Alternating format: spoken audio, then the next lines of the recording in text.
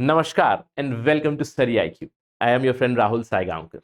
Today we are having a general discussion about UPSC Civil Services Examination where I'll try to answer some of the frequently asked questions by the aspirants connected to this.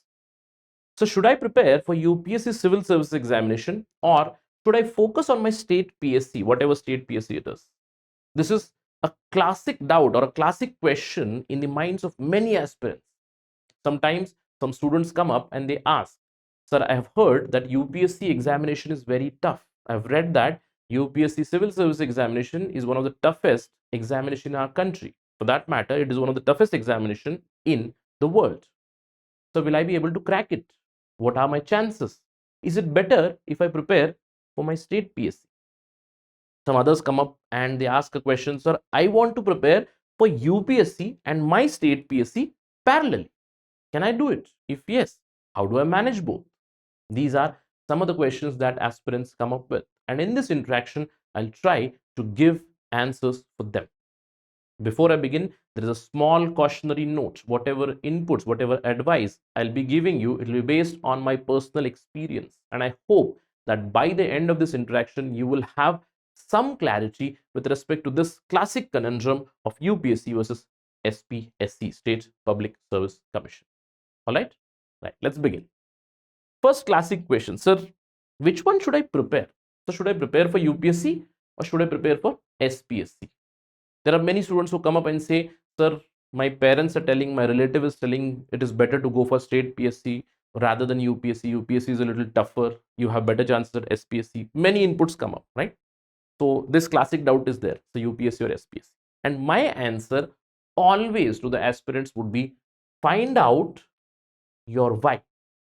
Now, what is the meaning of this? You must have seen this find your why or the why theme in my discussions always, right? Now, this is an exercise I used to conduct during my offline classes as well. In my introductory class, I used to ask the students, I used to get some introduction, get to know their names, and then I used to ask them, why are you here? What brings you here? What motivates you to this class for UPSC Civil Services preparation? Because that motivation factor, that fire that you have, it is extremely important for you to move through this arduous preparation for competitive examinations. So I always ask, find your why. I do this during my online classes as well. Find your why. What motivates you?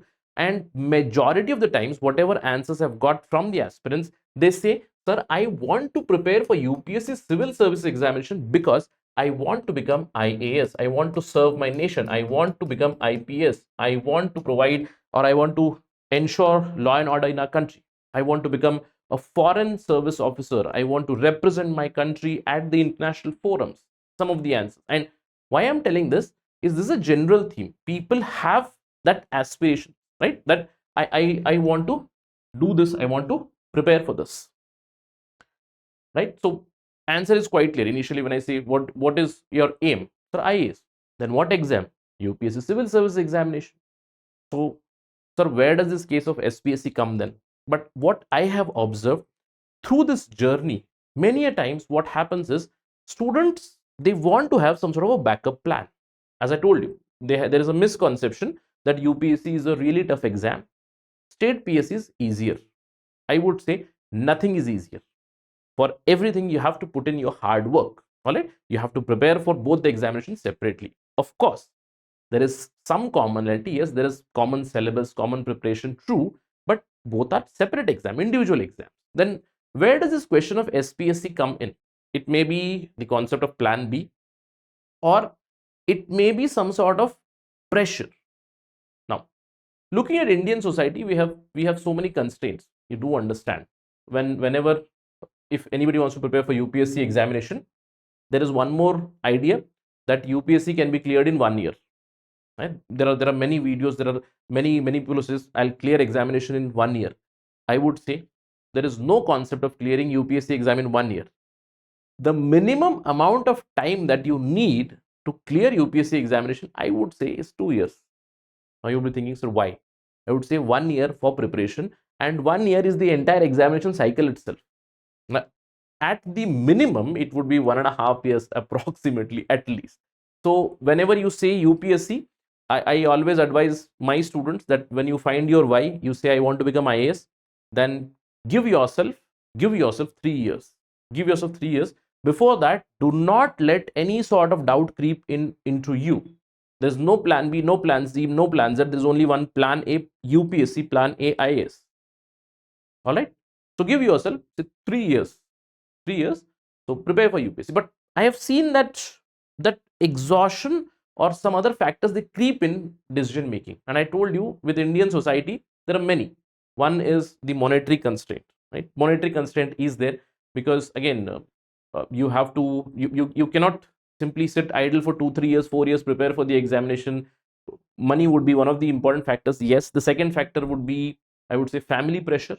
There would be some pressure from the family, and there is one more, I would say, a bugging issue of relative pressure, bugging relatives. Right, what are you doing? And there is again a pressure. I don't know why people do this. First of all, my advice would be, stop comparing yourself with anybody. Stop doing that. Okay, somehow society does it, right? They say, see, look at him or her, she has cleared a bank exam, so you also appear for bank exam. She has cleared the EPFO, you also appear for EPFO, or state PSC, whatever it is. Then slowly and steadily the idea or the thought creeps in. All right, so I'm already preparing for UPSC. Can I go for this field as well? There comes the question. The first answer is quite clear.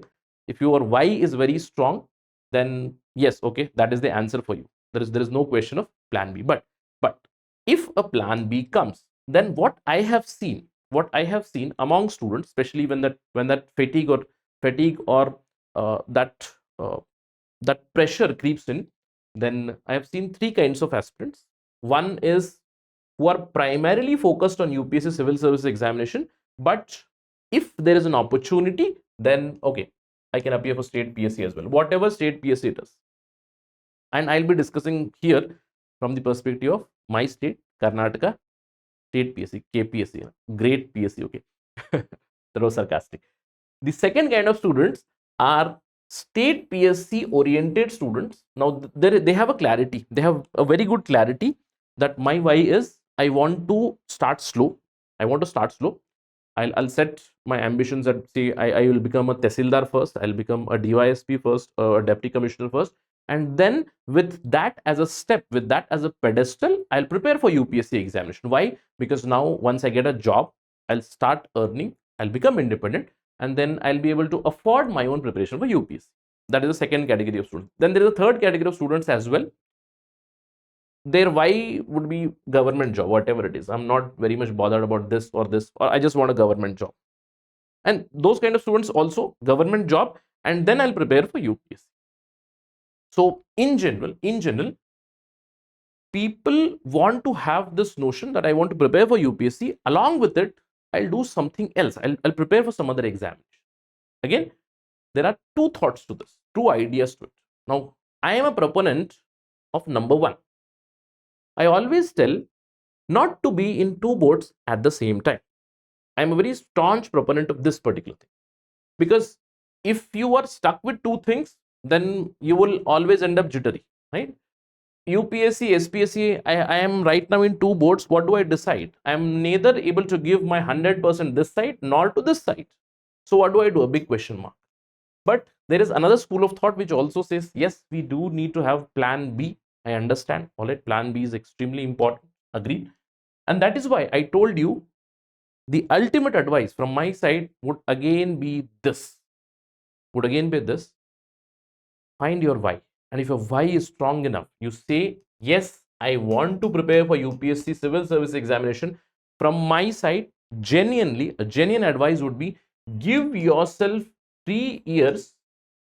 Give yourself 3 years, or at least I would say one true attempt where you give your 110%, 150% for the examination. All right, you will clear it. If not, God forbid, if something goes wrong, right, then if that fatigue creeps in, if the relative pressure creeps in, if the family pressure creeps in, or if you have any other commitments, if I have to prepare for SPSC, another opportunity is coming, I shouldn't miss it. Yes, if such situation arises, then yes, plan B can be warranted. Yes, plan B good. Have your plan B. But again, this I have seen it with many people. I can give you example of at least say 3 to 4 people who have known, yes, when they find their why, say I want to become, or I have a plan for this, and after that fatigue, after that pressure, even if they clear the state PSC examination, many people have later on quit. I know people who have been selected for state PSC, they have not joined.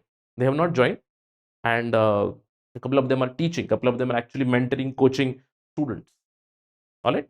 So that also is one of the factors. Please remember that. Again, you might find a little bias from my side during this analysis that sir is a little biased towards UPSC and he's telling me to give a genuine attempt and then probably think of this or think of a plan B. Yes.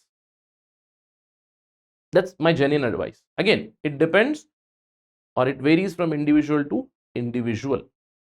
Again, find your why. This is extremely important, and this why also may depend on many other factors. For instance, as I told you, we have a lot of societal constraints, uh, monetary constraint, family commitment constraints, or again that relative pressure. Please ignore the relative pressure. Okay, I mention that because I have seen it many a times. It's a hard and fast reality of our society. So there are 2 years, ignore ignore the relative pressure. But if there is some other constraint, then you have to factor that in, and some sort of compromise would be warranted there. But I hope you have gained clarity with respect to finding your why. UPSC or SPSC, decide. And if you think, say, if you think after genuine attempt, after genuine effort that you have put in here, still, sir, I want to do both. Still, I want to do both. Right? Then how can I manage? How can I manage? See, first of all, you need to understand both the examinations so that you prepare in a proper planned way. And these days, it has become very easy. For instance, based on the UPSC itself, many state PSCs have designed their examination. Whatever you talk about, say, you talk about UP PSC, Rajasthan PSC, or say BPSC. In fact, last year, Maharashtra has now decided to completely replicate the UPSC model. It's earlier they had objective model for their state PSC, but now they're changing. KPSC also, for that matter.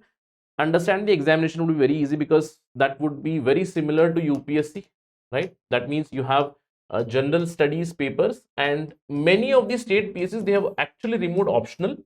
For instance, in KPSC, there is no optional, there is only GS paper. And most of the syllabus, it overlaps. So understand the examination first of all. And then compare that. Compare both the examination through previous year question papers. Both for prelims, mains. Previous year question papers are very important because you understand the level of competency, the level of knowledge that is needed for UPSC preparation and for your state PSC examination. Now, from my own experience, I told you I'll be giving example for KPSC, although I do not like KPSC a lot, maybe because I'm a little disillusioned, disappointed with the entire process that runs in Karnataka. I appeared once in 2017 and once in 2020. All right, and it's a kind of pathetic situation in my state where I would say for the last almost 8 years the examination has been conducted only twice, if I'm not wrong. All right, if there is any correction, do let me know about that. Okay, but again, it depends on individual preference. So the difference, what I have found out in the examination, as I told you, in Karnataka there is no optional, there is only general studies paper. Apart from that, there is a specific language paper, that is Kannada paper, you do know. And syllabus overlaps, majority syllabus overlaps. You need to focus a little on your state PSC topics. Apart from that, when you look at the question paper, now you understand the difference between the two, and the difference you will find in prelims as well and in the mains questions as well, because this will help you prepare, or this will help you focus on those aspects which are needed specifically for your state PSC exam. Clear? The exam format is quite same, and again, prelims, mains, interview, the exam format is same, and there are 2 smileys drawn here. I'll explain that in some time. All right, so previous year question papers are extremely important. Apart from that, what you need to understand is make your own exam calendar. And this is extremely important for every aspirant who are preparing or who want to prepare for both. See, UPSC is quite understandable. With UPSC, you get a 1-year calendar. They release a 1-year examination calendar itself, where you will get all the dates. You will have the dates of the preliminary examination, you will have the dates of mains examination as well. And whatever your state PSC is there, most of the state PSCs, they are also following the UPSC model, and they have released, or they are releasing their own yearly calendar. So there you will know what time is the prelims or tentative dates of your prelims and mains. Why? Because you should ensure that these two should not clash. And whatever is your first priority, if your first priority is UPSC, focus on that, and then the second priority. All right, please try to understand that, so that they do not clash. So make your own exam calendar.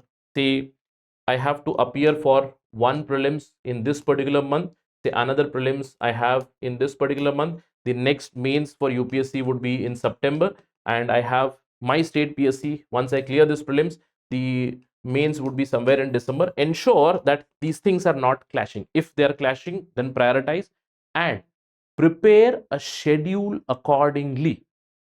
Why I mentioned this here is because making your exam calendar, it will help you in scheduling for the examination and allocating your time for preparation every day. If say you have to prepare for both, then you can allocate your time, say first half or the morning session for UPSC, afternoon session dedicatedly for your state PSC, something like that. Scheduling can be done in a proper way. All right, the next thing is to find the common areas. Now common areas is an added advantage for you. Now this will help you a lot, especially I told you, if your aim is UPSC and if you have put in your effort for UPSC religiously, say for 1 or 2 years, then you will realize that most of the syllabus would be common, connected to your history, your geography, connected to your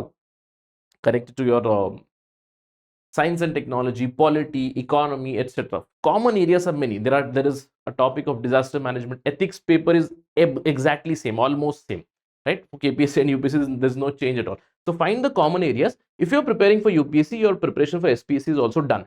But remember the subset, the non-common areas. You need to focus on the non-common areas, especially for your state PSC examination.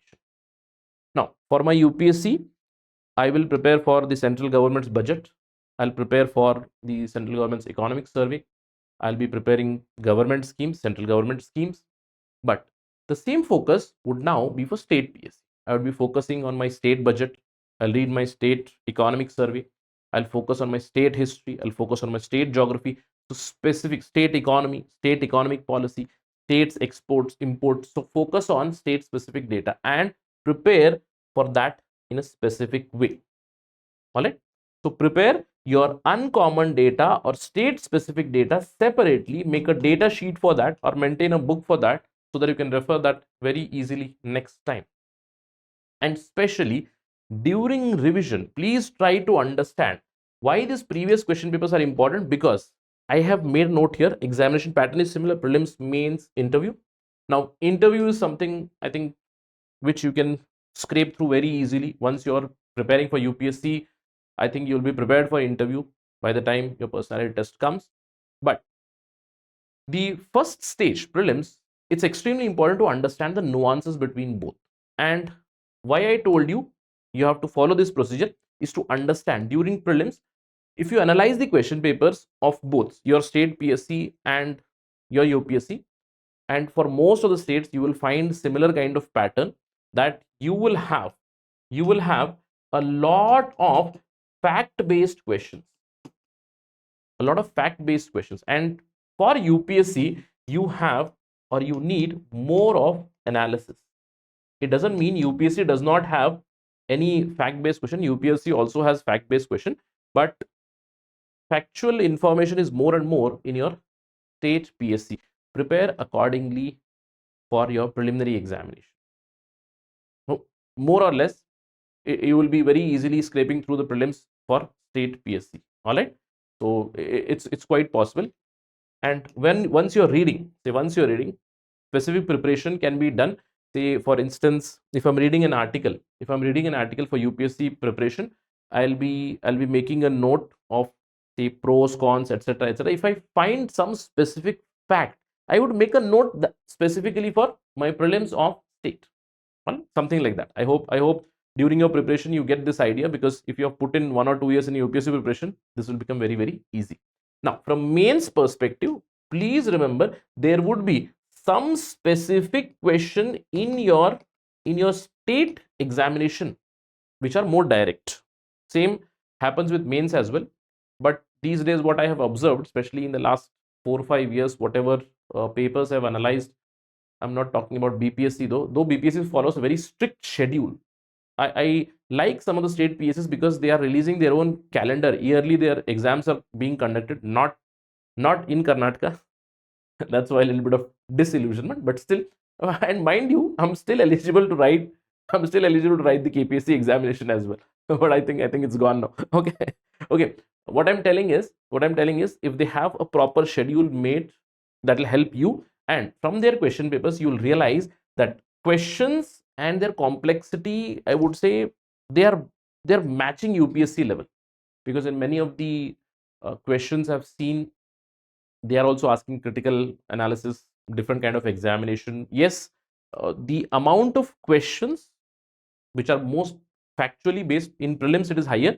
Even in mains, you will get such questions where direct questions, like the questions that appear in university examinations, sometimes you get such questions as well. Prepare accordingly. That's the basic idea. Clear? So ensure that you do these things, understand both the examinations clearly, and please, again, a request from my side, do not have a belief system that the state PSC examinations are easily, I'll scrape through it very easily.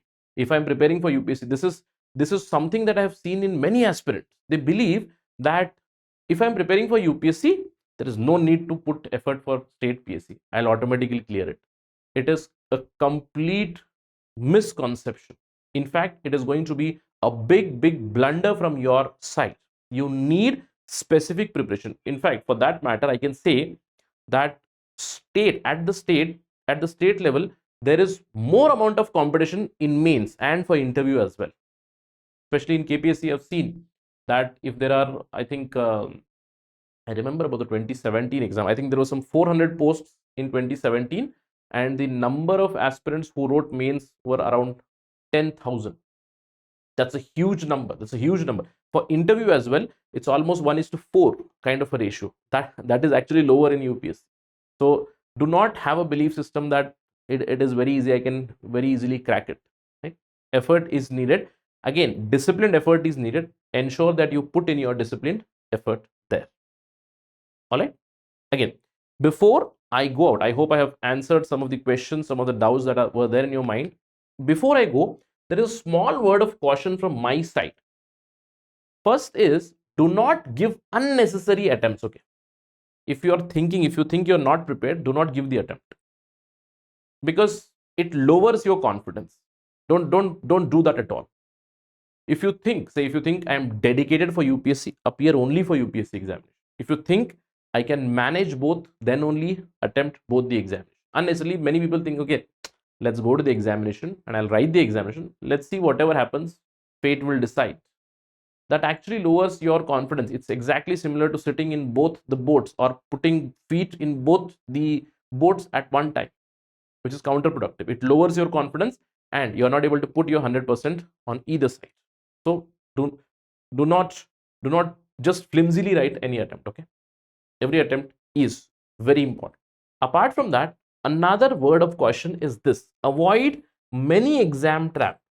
Now this is a very important pointer from my side, because what students have, especially students who come up with this strong idea that I'll have a plan B, I'll prepare for UPSC, along with it I'll keep on appearing for the examinations of state examination, whatever it is. See, if there is a state post, I'll apply for that. If there is a state exam, I'll apply for that. Everything, APFO, bank examination, etc., etc. Don't fall for the too many exam trap, because too many exam trap, it leads to a vicious cycle where you are not able to give your 100% for anything. And that ultimately leads to a lot of pressure on you. That's why I told you, selectively choose whatever you want to appear for. Let me give you an example. I think it happened with me. It happened with me in 2017, if I'm not wrong, and it happened rather unintentionally. I think that was the year KPSC was also there. 2017 was a very funny year, and unintentionally, I think I was the one who was suffering from that examination trap. I felt that my 2017, it just went off in the examinations itself. What happened was, I was already appearing for 2016 interview. I think my interview was in March. All right, so I appeared for 2016 interview. I was expecting that a good result will come for UPSC examination, and that did not happen. And the result came, if I'm not wrong, in May. And in 20-25 days, I have another prelims for the next year, for the next cycle, which is kind of strange, right? So it happens many a times with aspirants. So I was not in the list in 2016. I had to appear for UPSC prelims in June, right? So I appeared for the examination in 20 days. First of all, you have to gather yourself. You have to prepare. I put in my effort and I cleared prelims. And this time, again, last time also 2016, this time also I cleared quite handsomely. And I had options. That means I cleared the civil service examination prelims as well. And I was eligible for forest mains as well. All right. So now I already had two examinations ahead of me. One was UPSC mains, another one was the forest mains. And that year itself, the forest mains was delayed. Earlier, what used to happen was, if you clear for your forest, then the mains was before UPSC mains, UPSC civil services mains. But from 2017, they have done a very good job, especially helping the aspirants that focus on your UPSC mains, then you can focus on your forest mains later on. Right? That was a very good decision by UPSC, I feel. So I had already two examinations, and in between, the KPSC notification also came. And by this time, I told you that there are different kinds of pressures, right? Right? So I applied for KPSC, and KPSC prelims, I think, was in August or September. So that year was such a hectic year where you don't get time for yourself and you don't even know where your priorities lie. Of course, I was completely dedicated for UPSC civil services mains, yes, but in between, this prelims came up. It was in August. So almost, I think, a week or 10 days went for that. So what I mean to tell here is, try to have or try to prepare your exam calendar in a very clean way, in a very thorough way, depending on your priorities. This is what I said: make your exam calendar. Do not focus on too many examinations at one point of time, or else you will fall in this main exam trap, too much of exam trap. It innervates you, it mentally innervates you, and then you will feel what's happening. You just go with the flow, right? So avoid that. Avoid this is a word of question. So, sir, can I manage both? Yes, many of the students, they do it, but again, I'm repeating, both examinations are different. Respect both the examinations individually. You have to prepare for them individually. Common things are there, find the common areas and put in effort for both, if you decide to prepare for both simultaneously. Clear? Right, I think I've taken too much time of yours, and I hope I have given you some answers regarding UPSC and SPSC. And if you're preparing for both, how do I prepare for both? Ensure you follow these steps for sure. All right. Before I head out, there is a small announcement for all of you. We are offering P2I, Prelims to Interview program. This is for UPSC. We are also running state PSC examinations. You can go to www.studyiq.com. We have state PSC programs for multiple states. Whatever state you're preparing, BPSC, UPPSC, Rajasthan PSC, you can go there. You can find the courses. For UPSC, we have P2I, which is the most comprehensive program. For maximum discount for any course, you can use my code Rahul Live on our website or on the app. Again, if you have any queries, any doubts regarding the course or regarding your preparation strategy, anything, you can always reach out to me on this particular ID @ Rahul Sai 222. Thank you for watching this. Jai Hind.